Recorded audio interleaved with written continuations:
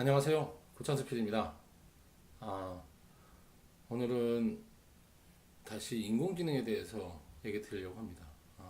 제가 처음 이 채널을 연 다음에 주로 이제 인공지능하고 콘텐츠 관련된 이야기를 좀 드렸는데요. 그러니까 인공지능이 콘텐츠 분야에서 활용된 사례라든지 이런 거에 대해서 얘기를 좀 드렸다가, 아, 그 인공지능 쪽 말고, 그다음에 이제 콘텐츠 관련돼서 새롭게 뭐 요즘에 많이 얘기되고 있는 이제 TV 쪽 컨텐츠 외에 다른 컨텐츠에 대해서 조금 얘기를 좀 드렸었습니다. 그런데 오늘은 어, 다시 인공지능에 대해서 말씀드릴 게 좀 생겨서 인공지능에 대한 얘기를 드리고자 합니다. 사실 인공지능은 솔직히 조금 어려운 느낌도 들고, 그 다음에 당장에 이게 뭐 장밋빛 미래만 얘기하지 당장에 이게 어디에 내가 이거를 활용을 하지라고 하는 것에 굉장한 막연함이 좀 있는 것 같습니다. 오히려 그 인공지능보다 조금 역사가 짧다고 얘기해야 되나요?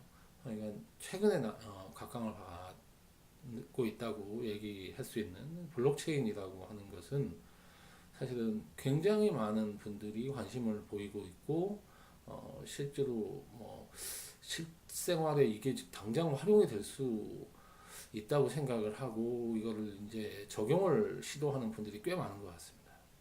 그런데 그거에 비해서 인공지능을 실생활에 적용하거나 하는 거는 사실은 일부 대기업에 한정돼 있고, 물론 이제 인공지능 스타트업들이 좀 있긴 하지만 당장 눈에 보이는 것들이라든지 의미 있는 그런 활동들은 주로 IT의 거대 기업들에 의해서 좌지우지 되고 있는 것이 사실입니다. 그래서 실제로 인공지능이 일부 그 거대 기업에 의해서 독과점 되는 거 아니냐라는 우려도 지금 나타나고 있습니다. 사실 가만히 생각해 보면 저희가 인공지능 얘기를 하면 뭐 구글, 그다음에 페이스북, 뭐 마이크로소프트, 아마존, 그다음에 국내 네이버, 카카오, 뭐 IBM이 있군요. 이렇게 뭐 그런 회사들이 기본적인 그 인프라, 인공지능 인프라를 만들고 있고, 그 기업들이 만든 인프라를 가져다가 활용하는 상황이 좀 되고 있습니다. 그러다 보니 그 인프라가 일부 거대 기업에 의해서 이제 구축이 되고 있고, 나머지는 그 인프라를 활용하는 그런 상황이 될 것 같습니다. 그런데 저는 이제 인공지능 관련된 걸 한번 생각해 보면 어떤 생각이 좀 드냐면, 뭐 이것도 아마 다른 분들은 조금 제가 뭐 너무 무리하게 연결을 한다 이렇게 생각할 수도 있겠습니다만, 전 사실은 인터넷 초창기 때가 연상이 됩니다. 인터넷 초창기 때는 실제적으로 인터넷이라는 거에 그 정신 이라는 걸 강조하면서, 원래는 사실 이게 이제 그 일부에 의해서 이제 망이 제대로 갖춰져 있는 걸 전 세계 망을 연결을 한 거죠. 실제적으로 원래 이제 미국에서 군사 목적으로 돼 있는 망에 이게 이제 그 교수분들이 선각자들이 나서면서 전 세계 이제 네트워크를 연결을 하는 상황이 됐고, 이 네트워크 연결되면서 거기에 누구나 참여를 해서 컨텐츠가 서로 오갈 수 있도록, 사실은 이제 컨텐츠라기보다는 정보라는 게 맞겠군요. 처음에는 그렇게 생각 이상 사회를 꿈꿨던 것이 맞습니다. 실제적으로 이제 지금 아까 방금 전에 말씀드린 블록체인이라는 것도 결국 이제 인터넷이 처음에 꿈꿨던 이상 사회를 블록체인이 이제 뭐 만들어낼 수 있다라고 생각을 많이 하시는 것 같아요. 실제적으로 뭐 이상적으로 생각해서 뭐 그럴 수도 있을 것 같습니다. 물론 시간은 좀 걸릴 거라고 저는 생각을 하지만, 근데 이제 제가 왜 인공지능이 약간 비슷하냐 이런 얘기를, 인공지능은 몇몇 기업에 의해서 독과점적으로 돼 있는데 이렇게 이제 얘기하실 분이 있을지 모르겠습니다. 근데 이제 제가 인공지능 얘기를 드리는 거는 뭐냐면, 처음에 인프라를 깔아놓고 이럴 때에는 인터넷도 굉장히 소수 엘리트에 의해서 인터넷이 주로 활용이 됐습니다. 그리고 인터넷이 일반에 개방됐을 때 초창기 때는 사람들이 인터넷 뭐 용어도 일단 익숙치 않고, 이게 너무 기술적으로 처음에는 뭐 어렵다고 생각이 되고, 이걸 활용하는 게 일반 사람한테 쉬운 부분은 아니었죠. 근데 이 인터넷을 일반 사람들이 쉽게 활용할 수 있도록 하는 비즈니스가 폭발적으로 성장을 했고, 그러면서 그것에 의해서 초창기에 올라온 이제 제일 처음에는 이제 얼리 어답터들이겠죠. 이분들이 처음에 올려놓은 컨텐츠나 이런 거는 사실은 그리 뭐 지금 생각해 보면 퀄리티가 좋은 것들은 아니었던 것 같습니다. 그런데 이게 점점 많은 사람이 인터넷을 활용하게 되면서 지금의 인터넷을 한번 보면 이제 인터넷이 없이는 살 수 없는, 뭐 지금은 이제 인터넷이 거의 이제 전기하고 비교를 하는 것 같습니다. 그래서 우리 생활에 없어서는 안 되는 인프라로 이제 인터넷이 이제 우리 사회에 안착이라고 해야 될까요? 완전히 굳어졌습니다. 저는 인공지능이 이제 그렇게 될 거라고 이제 보고 있습니다. 실제로 인공지능이 되게 어렵고, 이걸 내가 인공지능 활용해서 뭘 할 수 있는지도 솔직히 저도 잘 모르겠습니다. 저는 이제 개발자가 아니고, 그다음에 이제 뭐 코딩을 할 수 있는 뭐 그런 지식도 없습니다.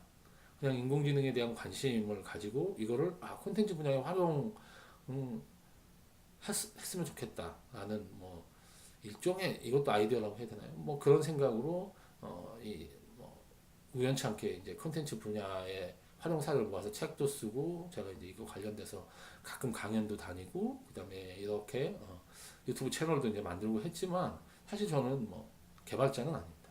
근데 제가 이 인터넷이 폭발적으로 성장할 때도 결국은 인터넷 기술을 어떻게 일반 사람이 잘 사용할 수 있게 하느냐 하는 개발자들의 그런 그 노력이 상당히 뭐 중요했던 건 사실이지만, 거기에 덧붙여서 인터넷이 폭발적인 성장을 하기 위해서는 인터넷을 우리 일상생활에 어떻게 활용할 수 있지라고 하는 것에 대한 기획을 할 수 있는 기획자가 사실은 필요한 겁니다.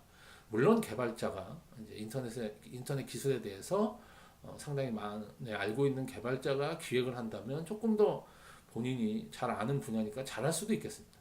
그런데 사실은 기획자의 그 생각은 개발자의 생각하고 조금 많이 그런 다른 게 있는 게 사실입니다. 그래서 인문적인 소양이 있는 그런 기획자들이 인터넷 기술에 대한 이해를 가지고, 아니면 뭐 인터넷 기술에 대한 이해가 없더라도 인터넷 그 개발자, 그러니까 인터넷 기술에 대한 이해를 갖고 있는 사람과 함께 협업으로 뭔가 인터넷 서비스를 기획하고 인터넷 사업을 기획해서 지금의 인터넷이 만들어졌다고 저는 생각합니다.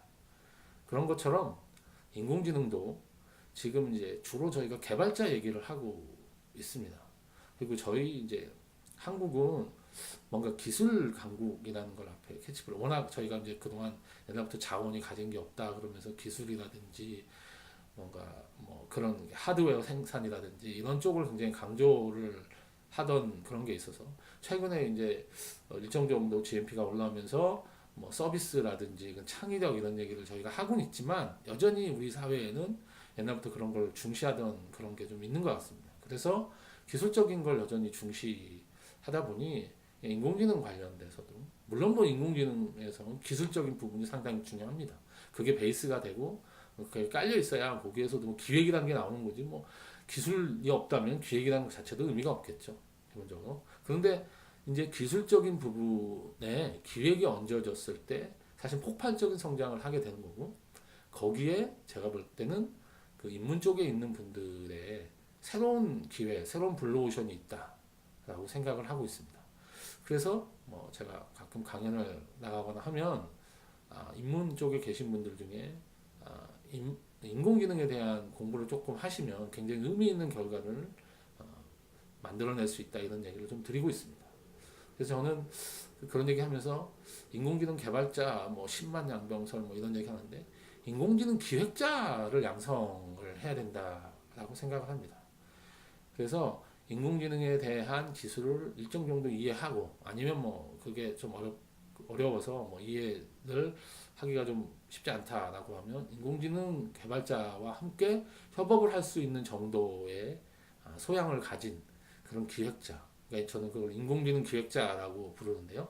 인공지능 기획자의 양성이 필요하고, 이런 분들이 한국의 인공지능 산업을 아주 폭발적으로 성장시킬 가장 중요한 인재라고 생각을 합니다. 그런데 뭐 아직까지는 여전히 저희가 뭐 기술적인 부분이 더 쌓아 올려져야 되는 게 필요해서이기도 할 것 같은데요. 주로 이제 개발자 관련된 얘기만을 주로 하고 있는 것 같습니다. 이제 제가 이제 뭐 개발자 정도의 능력은 도저히 뭐 만들어낼 수는 없으니까 제가 뭐 개발자에 대한 부분을 얘기할 필요가 없기 때문에 아마 개발자에 대한 얘기는 저는 뭐 안 하는 것 같습니다. 그 대신 저는 어쨌든 사회학도 인문학에 대해서 관심을 가지고 있고 방송 쪽에서 컨텐츠를 만드는 PD이기 때문에 인공지능을 활용할 수 있는 기획자의 양성이라고 하는 게 앞으로 인공지능 관련된 산업이 폭발적으로 발전하는데 상당히 중요하다 이런 생각을 하고 있고요. 그래서 저희가 어떻게 인공지능 기획자를 양성할 수 있고 사람들이 인공지능에 대해서 관심을 가질 수 있을까? 인문학적 소양을 갖고 있는 사람들이 이런 부분에 대해서 좀 고민을 해야 되고 좀 더 인공지능을 쉽게 사람들한테 다가갈 수 있게 해줘야 된다라고 생각합니다.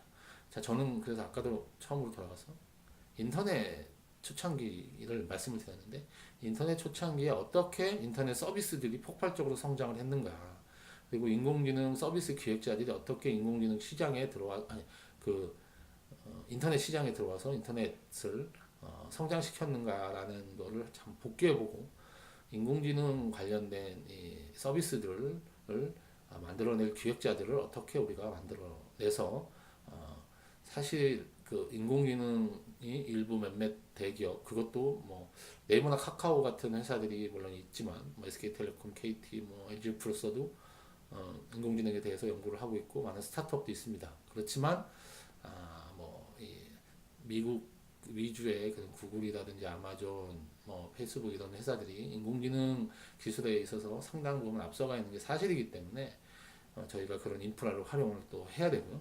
거기에 어떻게 서비스를 만들어내서 의미 있는 산업을 만들어낼 것인가라는 것은 우리가 먼저 할 수 있거든요. 우리가 인터넷이라고 하는 게 우리가 처음으로 만들어낸 서비스들이 상당히 많은데 지금 돌아보면 그 서비스들이 사실은 저희가 제대로 살려내지 못하고 그 비슷한 서비스들이 미국이나 이런 다른 나라에서 만들어져서 전 세계를 장악한 사례를 상당히 많이 봤습니다. 근데 그런 전철이 인공지능 쪽에서는 되풀이되지 않도록 인공지능 관련된 그런 서비스를 기획할 수 있는 인공지능 기획자들의 양성에 대해서 한번 생각해 보자. 오늘은 그런 말씀을 드리고자 했습니다. 자, 오늘 여기서 또 줄이고요. 다음번에 뭐 인공지능 관련돼서는 얘기할 수 있는 분야가 너무나 많이 있습니다. 법 부분도 얘기를 해야 되고, 그 다음에 우리 사는 뭐 환경 관련돼서 인공지능 관련돼 얘기할 부분이 있고, 그 다음에 인공지능의 긍정론과 부정론, 인공지능에 대해서 논쟁거리라든지 이런 부분이 상당히 많기 때문에 여러 부분에 대해서 얘기를 좀 드릴 수 있지만 가장 중요한 부분은 우리가 인공지능에 대해서 이해를 하고 그걸 기획할 수 있는 사람을 한번 우리 양성해서 인공지능 산업을 제대로 국내에서 발전할 수 있게 한번 해보자. 오늘은 이런 말씀을 드리고자 했습니다. 자, 오늘은 여기서 줄이고 다음에 뵙겠습니다.